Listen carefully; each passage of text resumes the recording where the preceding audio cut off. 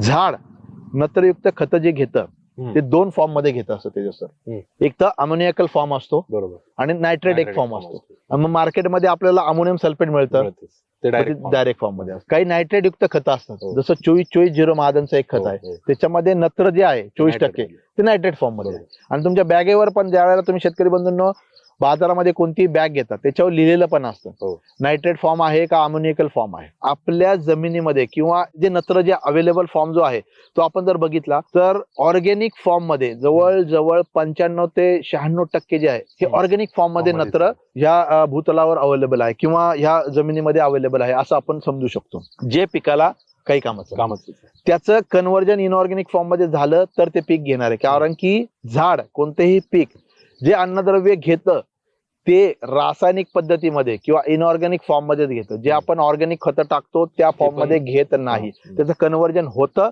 मग पीक ते inorganic form मध्ये उचलतं. आता नत्रयुक्त खतांचा जो आपण वापर करतोय शेतकरी बंधूंनो तो वापर केल्यानंतर